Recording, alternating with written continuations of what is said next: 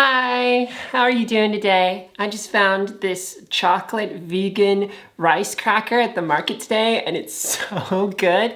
Like, who knew these things existed? They're amazing. Welcome to Tea Time. This is unedited, unscripted, and this is the real. So here we go. We're going to talk today about loneliness, anxiety, and dysphoria and how they all have interweaved in my experience this past week. Oh, and by the way, I'm going to start something new this week since we have some regulars. I would love to set a weekly goal with y'all. This is an experiment. So if you would like to write in the comments below what your goal is for next Friday or this coming Friday, and we'll check in and see how it goes. My personal goal is to understand my loneliness and how I can work with it better. And that's actually the topic today, and I feel like I'm getting ahead of my goal already, which is great. So kind of like the learnings that I want to share with you is what happened this weekend where I actually didn't do any socializing. You know, like those weekends where you feel like you just don't want to do anything.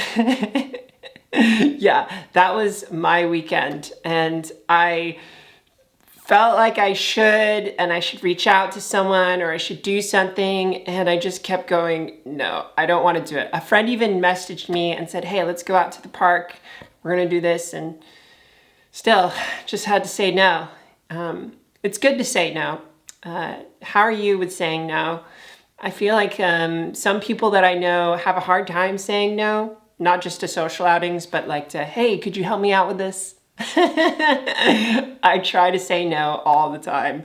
That's just a pro tip. If you're not good at saying no, practice saying no because it'll make your life easier. But anyways, back to the topic of loneliness, I spent my whole weekend alone. All my free time was spent on my own. And to be honest, I didn't do a lot. Like, I woke up, I put some pictures together for my MTF like transition video. I wrote a little bit of this writing on being able to see yourself, which I'll release soon. You can sign up on my newsletter. There's a link down there. I'll release that soon. And I played a lot of video games. So embarrassing. I don't know, how do you play video games? Like, how do you feel about sharing the fact that you play video games? Are you embarrassed about it? Are you proud? Do you like to stream? I've been thinking of streaming, but honestly, I'm just doing too many things, so I'm not going to do that. But I just played a lot of computer games. And this kind of brought up some anxiety around feeling anxious about not doing things, not reaching out to people, not hanging out, playing games instead of doing something that I should do, being productive. Do you get that voice? Do you ever get that voice, that like little nagging voice inside your head that says, you should be doing something productive, or you should be doing this, or you should be talking to people, like you need to be social? I know introverts probably don't get that last part, but I do, and I was working through that. And the thing that really spoke to me was on Sunday, I had spent all of this time alone. I had actually turned off my phone on Sunday, and I stopped checking notifications on YouTube, and I just stopped. And that gave my mind a reset in thinking about the world around me. And this is something we don't really think about when we have our phones on all the time, is that all this like input, these notifications, these messages, these comments, there's a sense the world can always reach out to you, which then gives that feeling of the world being a part of your thought space. And when you remove this thought space of the world around you and you just focus on your little world, suddenly that world becomes a lot bigger, because you're paying attention to it more. You've saved a lot of your energy towards, well, what should I say to this person, or should I respond here? Or even, and this is the big one for me, even the fact that someone could reach out gives me a sense of loneliness.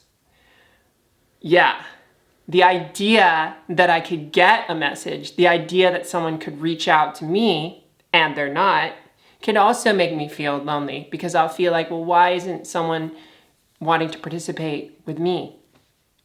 And when I went outside to go skating, I roller skated yesterday.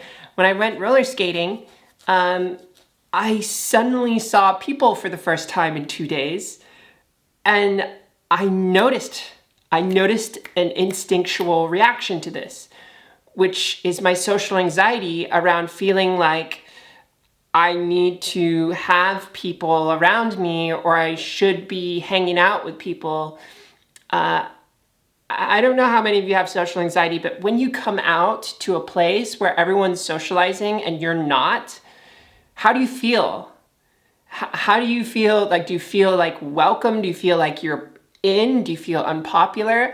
I had high school feelings coming up. I felt like I should be having friends, and the fact that there were no friends for me to hang out with in that space made me feel like I didn't have friends, made me feel like I shouldn't be there, or made me feel like I'm unpopular. Like stupid high school thoughts. Not to say that people in high school are stupid. But you're growing, and this is one of those things where it gets so deep inside you, and this relates to also the world around you. Like, you can text, right? Like, I need friends. Friends are not texting me, I'm not popular, right? This is not a popularity contest. I don't feel like I'm trying to fight a popularity contest, but I think this popularity idea, this idea instilled in us in high school that social capital is really like a part of who you are, that on a deeper level is still in me. And I recognized that. And I said, no, I'm not here for anyone else. I'm just here for me. And I've spent enough time with me this weekend to recognize that I'm here for me. For instead of being reactionary to that thought, which I normally am, like reactionary thoughts are sort of like your subconscious just saying something and you believing it, right? For me, I saw that and was like, hold up.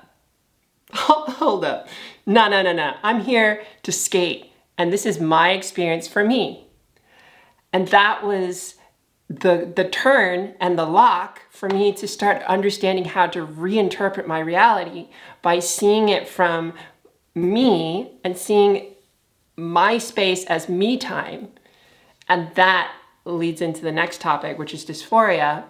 So I look at myself, I look at my boobs, I look in the mirror, and it's a reactionary thought sometimes, like, oh, like your boobs aren't curved enough, or like your ribs are a little too big, or like I don't like that thing on your face. All of these reactionary thoughts, which I work on and kind of keep at bay.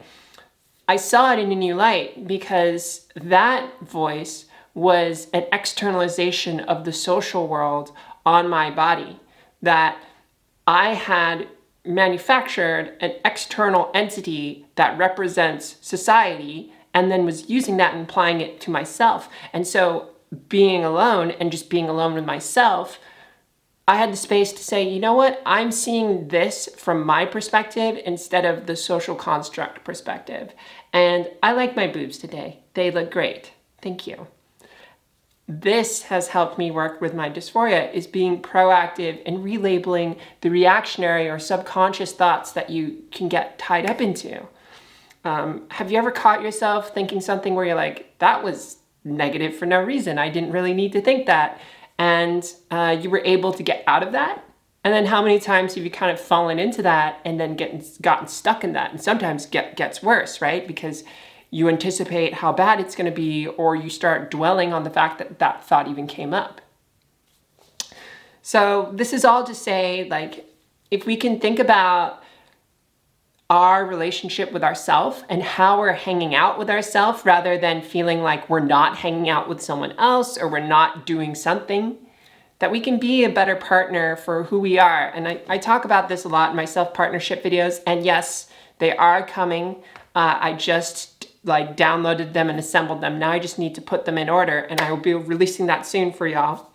But yeah, let me know what your thoughts are on this, and how you're going through your anxiety, how you're going through your loneliness, if you have it, and your dysphoria. This is Ashley Adamson signing off for tea time. I don't know, I saw Star Trek recently. Anyways, love you, and I'll see you tomorrow. Bye. Oh, let me know what your goals are. Okay, bye.